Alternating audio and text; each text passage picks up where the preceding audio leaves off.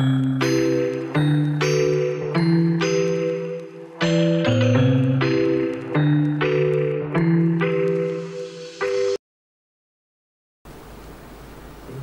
warahmatullahi wabarakatuh.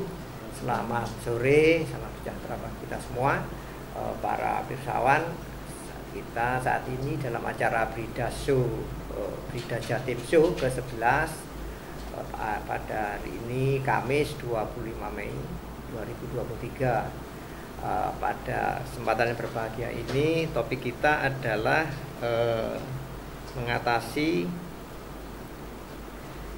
mengantisipasi musim kekeringan di Jawa Timur. Alhamdulillah telah hadir dalam kesempatan yang berbahagia ini Ibu Luki dari Balai Besar Wilayah Sungai Brantas dan Ibu Novi dari Brida Jatim. Untuk menyingkat waktu, mungkin kami beri kesempatan Ibu Luki untuk menjelaskan kira-kira langkah-langkah apa yang telah diantisipasi oleh Balai Besar Wilayah Sungai Brantas dalam mengantisipasi musim kekeringan di Jawa Timur. Ibu. Untuk memperkenalkan, saya Luki Tia Eko ini dari Balai Besar Wilayah Sungai Brantas. Kali ini saya akan membahas tentang upaya mengantisipasi kekeringan di Jawa Timur. Berdasarkan prediksi proyeksi kekeringan di Jawa Timur dari BMKG mulai tahun 2022 sampai 2099, dari proyeksi BMKG satu bulan berjalan. Jadi ini mulainya bukan sebelumnya tapi puncaknya. Jadi di puncak itu peta proyeksi kekeringan dari BMKG semuanya coklat. Nanti sampai bulan keempat ini coklat. Jadi berjalan 4 bulan ini, jalan 4 bulan coklat. Tapi nanti pada bulan ke-6 harusnya dia sudah mulai hijau. Jadi hanya titik-titik tertentu saja yang coklat. Nah, jadi kalau dari peta yang dari BMKG itu nanti bulan ke-8 itu ada ke bulan ke-8 itu ada titik yang coklat. Misalkan ada di Trenggalek, ada di Madura sedikit. Jadi dari situ kita dari Balai Besar Wilayah Sungai Brantas ada upaya antisipasi. Upayanya adalah pertama kita harus kesiapan tampungan air. Kebetulan kita ada 11 bendungan, 3 kolam retensi, 137 embung, 116 lokasi sumur bor air tanah dengan rincian 762 kondisi baik, 28 rusak ringan dan 126 rusak berat. Dan kesiapan alat berat. Dari BBWS Brantas mempunyai kesiapan alat berat, geobag 5, sandbag 380, geobag 4.773, kawat gelonjong 3.800, 9 unit ekskavator, 2 unit ekskavator long arm, 2 unit mini ekskavator. Ada 4 unit amphibious ekskavator, ada 5 unit mobil pump, 4 unit perahu karet, 3 unit truk trailer, dan 6 unit dumper.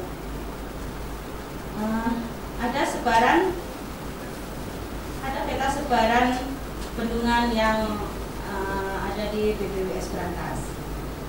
Untuk upaya dalam menghadapi musim kemarau itu ada non struktural dan di antara non struktural itu pertama pengelolaan air dan pemberdayaan petani, kedua pengelolaan air dari waduk, ketiga pengelolaan air dari non waduk, Dan keempat, pemanfaatan teknologi informasi.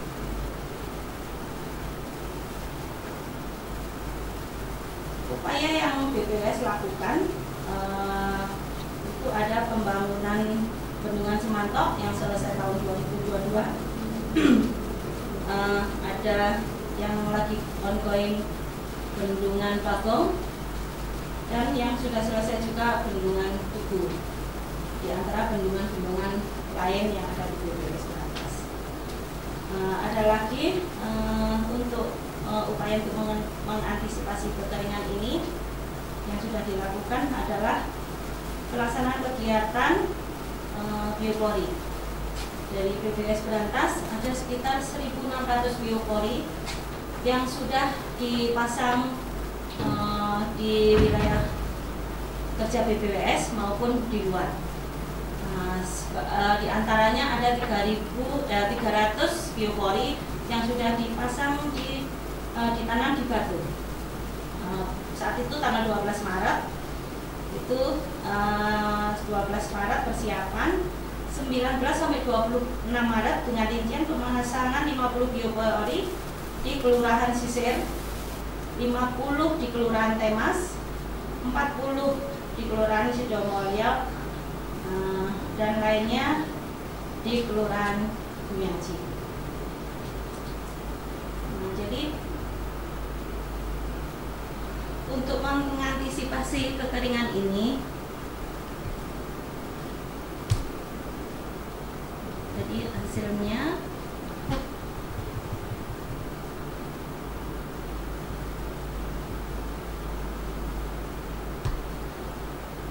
dalam menghadapi dampak serius kekeringan, infrastruktur menjadi sangat krusial bagi kelangsungan hidup manusia, lingkungan, dan perekonomian.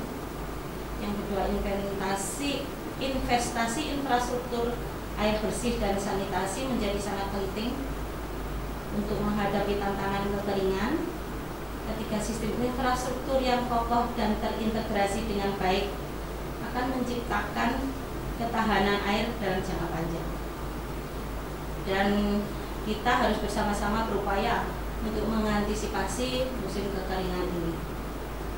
Jadi mempertahankan bagaimana air itu bisa digunakan sampai musim. Mungkin itu yang bisa saya sampaikan. Ya, terima kasih Ibu Luki. Mungkin bisa sedikit dijelaskan barangkali warga atau masyarakat untuk cara pembuatan lubang resapan biopori gitu. Jadi kalau kemarin itu kita kerjasama dengan komunitas. Jadi bahan bioporinya itu memang dari kita, dari BPWS Berantas. Jadi semua pipa termasuk penutupnya itu semua dari kita. Cuma lahannya itu atas usulan dari daerah. Jadi kebetulan di Batu ini kan ada arboretum. Jadi sumber mata air Sungai Berantas ini ada di Batu. Jadi kita kebetulan di lokasi yang usulan ini, di situ ada 3 titik mata air. Jadi untuk mempertahankan mata air ini kita buatkan biopori. Jadi ada sekitar 300 yang mereka usulkan. Untuk yang tadi 1.600 itu tersebar, ada di kantor BPWS, ada di Japanan, di Kediri, di Surabaya sendiri. Jadi sudah tersebar 1.600. Selain untuk resapan tadi, barangkali bisa dijelaskan juga manfaat biopori tersebut bagi warga masyarakat sehingga diharapkan warga masyarakat bisa tertarik. Jadi intinya kalau kita tanam pohon, Pak, itu biasanya pada musim hujan. Karena kalau musim kemarau akan mati kan gitu. Makanya biopori itu dipasang pas saat musim kemarau. Nanti pas musim hujan itu airnya bisa meresap. Jadi di pipa biopori itu ada aturannya sih 1 meter kan 100 cm panjangnya, dalamnya maksudnya. Dalamnya, ya. Diameternya itu 10 10 cm, jadi 4 dim ya. 10 cm ya. Nah, dari situ nanti sebelum masang kita bor dulu, tanahnya dibor. Ini ada alat bornya. Jadi alat bornya bisa biasanya kita memang di Biopori lebih baik itu di permukiman. Jadi untuk meresapkan air ini. Jadi nanti air itu bisa untuk menambah air tanah yang di sumur-sumur warga. Jadi nanti itu dikasih sampah-sampah organik. Nah, setelah itu baru ditutup dengan yang tutupnya Biopori. Gitu, Pak. Jadi nanti masyarakat biasanya itu selain kita juga masyarakat ikut berperan serta ikut serentak bersama-sama. Jadi terus manfaatnya untuk Biopori itu manfaatnya mencegah banjir yang pertama, kedua itu tempat pembuangan sampah organik, yang ketiga menyuburkan tanaman, yang ketiga meningkatkan kualitas air tanah. Itu manfaat dari Biopori.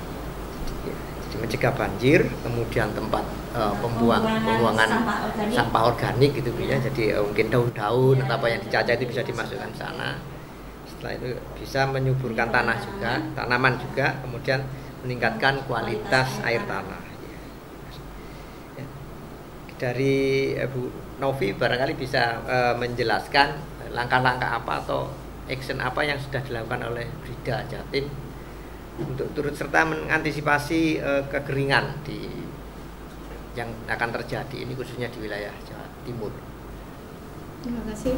Ini sebenarnya perlu dijelaskan, kita beralih dari Brida itu baru tahun 2023 ini, sebelumnya Balitbank. Nah, jadi yang tupoksinya itu sebagian adalah penelitian.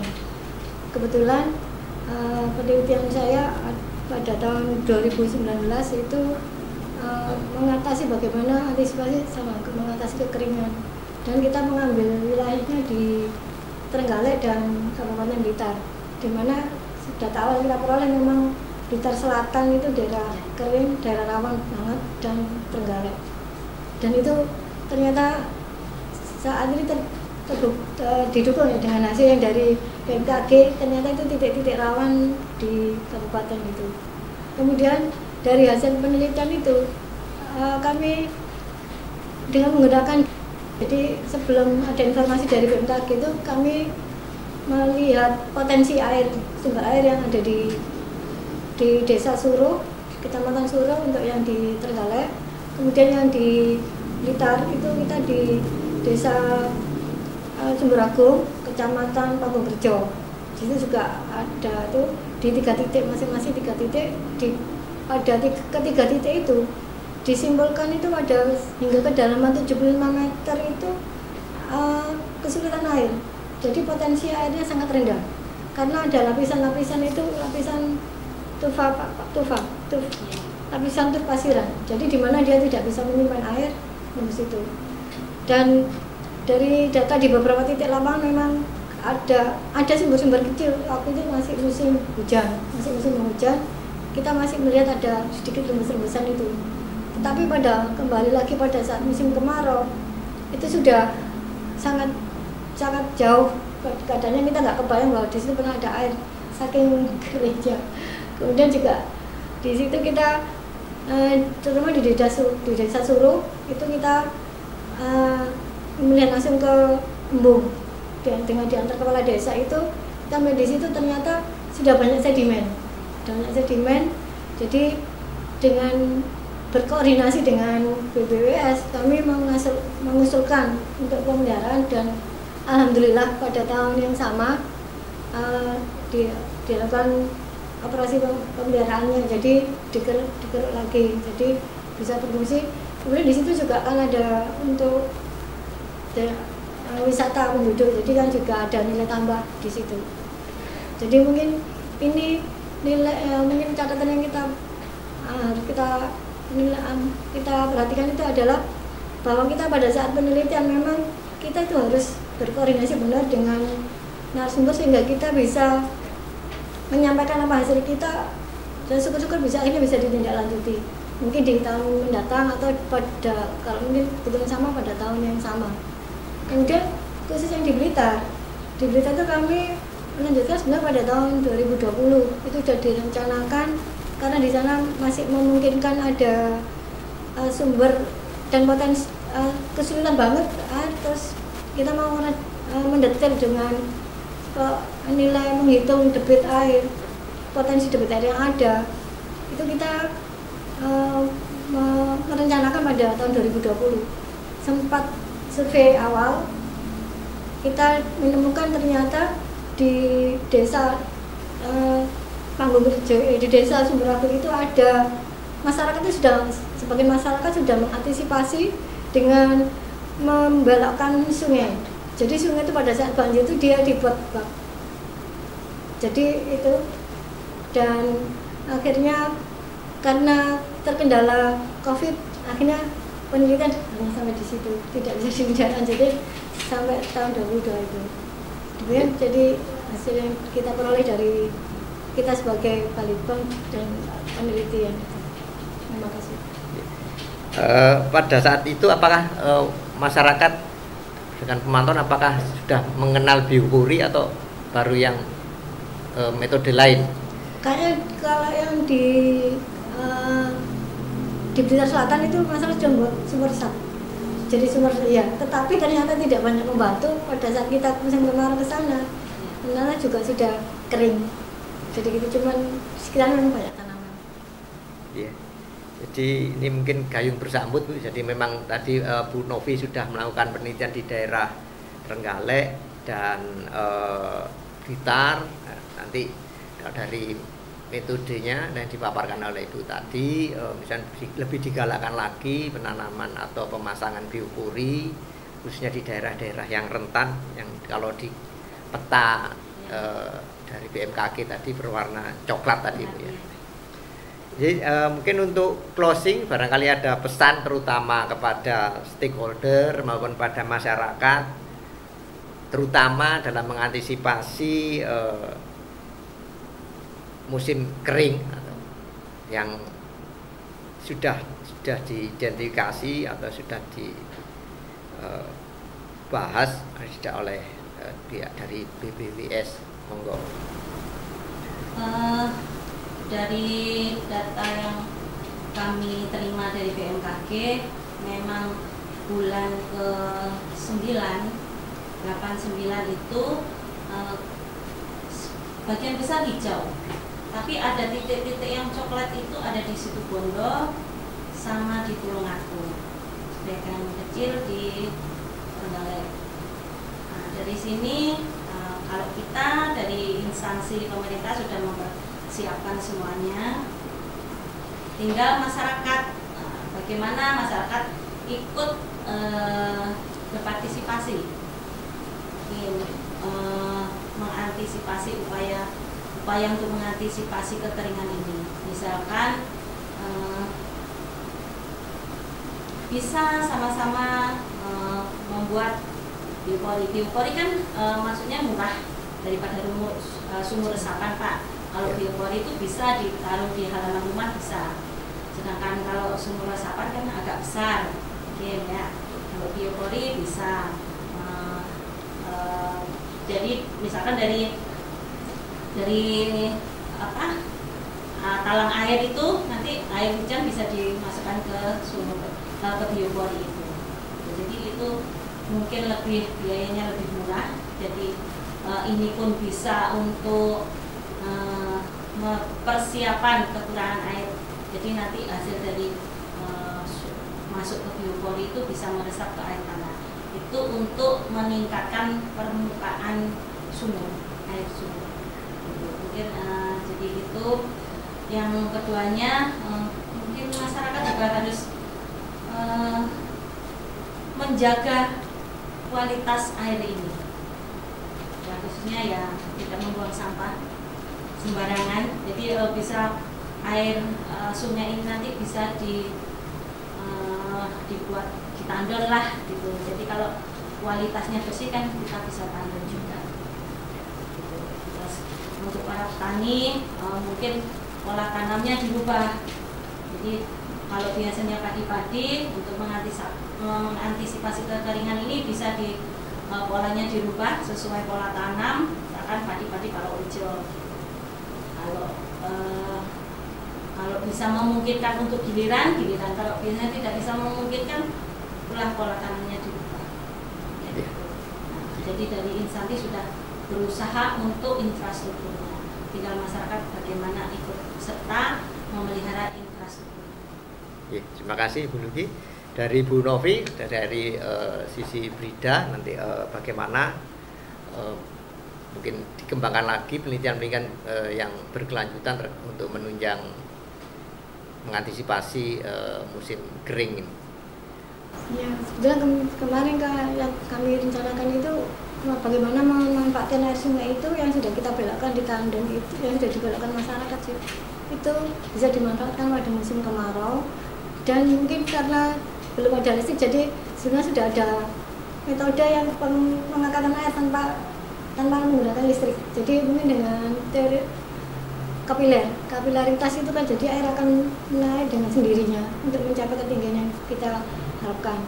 Kemudian juga dari hasil penelitian tahun 2019 tersebut, kami masih melihat ada hanya sekelompok masyarakat yang menggunakan pompa yang dalam itu. Jadi ya, sumur patek. Jadi sangat mengganggu. Jadi sangat mengganggu keseimbangan ketersediaan air di sekitarnya. Jadi kami mungkin yang terkait dari stakeholdernya untuk mengawasi dan mengatur pengaturan penggunaan air sehingga terjadi pemerataan sebagaimana yang diamanahkan di Undang-Undang Dasar 45 bahwa bumi, air, dan kekayaan yang terkandung di dalamnya dikuasai oleh negara dan digunakan sepenuhnya untuk kepentingan warga negara. Terima kasih. Terima kasih Ibu Novi. Jadi para Bapak Ibu pemirsa, demikian paparan di dalam Brida Jatim Show yang ke-11. Ini intinya pemerintah sudah menyiapkan infrastrukturnya, diharapkan warga masyarakat untuk berpartisipasi dalam mengelola air. Tadi disampaikan antara lain dengan biopori, sedangkan dari Bu Novi juga sudah melakukan penelitian, diharapkan juga masyarakat lebih cermat untuk mengelola air sungai sebagai sumber airnya untuk kehidupan sehari-hari. Saya kira begitu. Terima kasih sekali Ibu Novi, Ibu Luki atas kehadiran dan paparan serta penjelasannya. Saya ucapkan Assalamualaikum warahmatullahi wabarakatuh. Selamat sore, salam sejahtera.